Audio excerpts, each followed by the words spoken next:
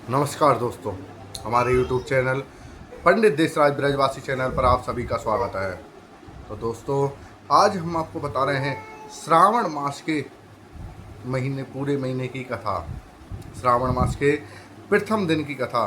तो दोस्तों, इससे पहले आगे हम आपको बताएं, हमारे इस YouTube चैनल पंडित देशराज ब्रजवासी चैनल को सब्सक्राइब करें और बेल आइकन दबाना ना भूलें और लाइक और शेयर अवश्य करें। तो दोस्तों, श्रावण मास आरंभ हो चुका है।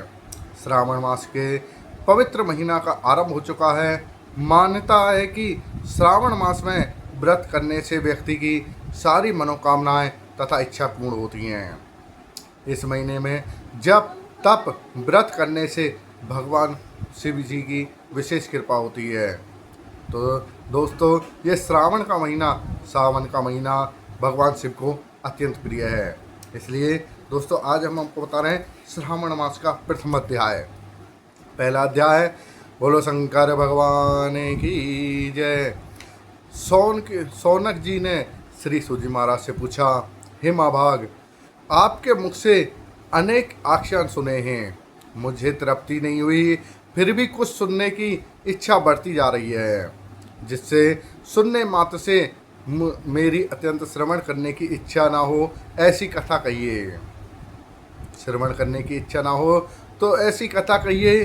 श्री सूजी महाराज ने कहा, आप सब मुनिगण सुनिए, आपके कहने से मैं प्रसन्न हूँ और आपके लिए मुझे कोई भी गुप्त नहीं है।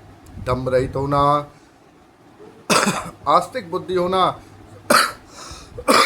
परमात्मा में भक्ति होना, सुनने की इच्छा होना, नम्र होना, ब्राह्मण भक्त होना, सुशील स्वभाव होना, धैर्य होना, पवित्रता होना, तपस्वी होना, दोषारोपण से रहित होना, ये 12 गुण श्रोता के कहे गए हैं।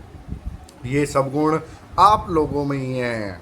इससे मैं प्रसन्न हो आपसे तत्व बात को कहता हूँ, सुनिए।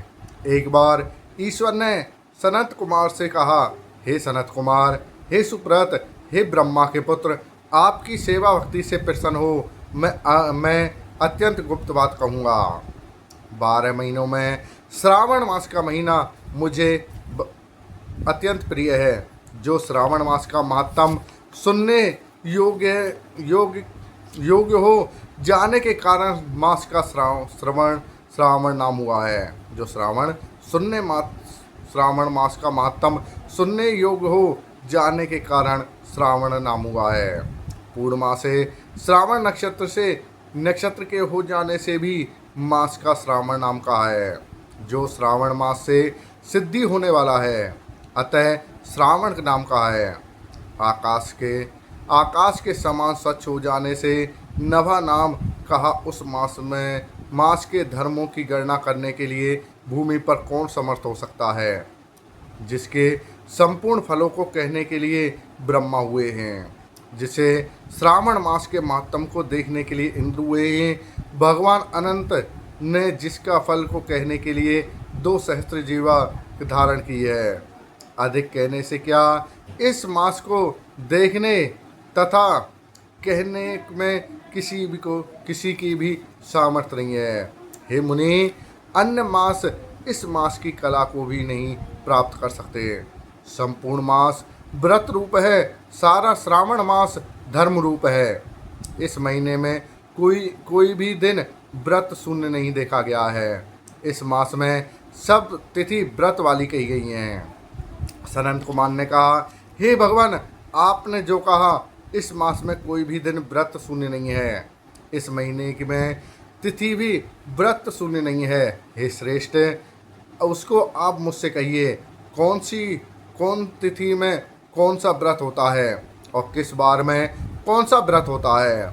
उस व्रत का अधिकारी कौन है, क्या फल है, विधि क्या है, किसने व्रत को किया है, उद्यापन विधि क्या है, कौन से देवता कौन है, पूज्य कौन है, पूजन सामग्री क्या है, प्रधान पूजन किसका है, जागरण विधि क्या है, किस व्रत का कौन समय है।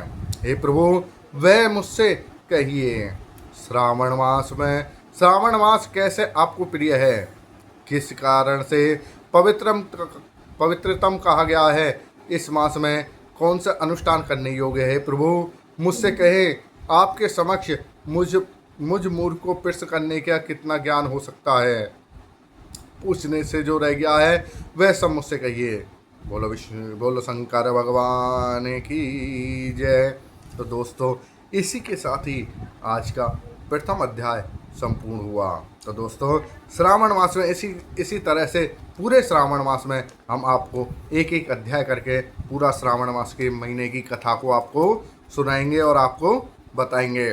तो इससे पहले हमारे साथ इस श्रावण मास में जुड़े रहिए और हमारे इस यूट्यूब चैनल पंडित देशराज ब्रजवासी चैनल को सब्सक्राइब करें और बेल आइकन दबाना ना भूलें। लाइक और शेयर अवश्य करें। सभी को जय श्री राधे, जय श्री कृष्णा। बोलो शंकर भगवान की जय।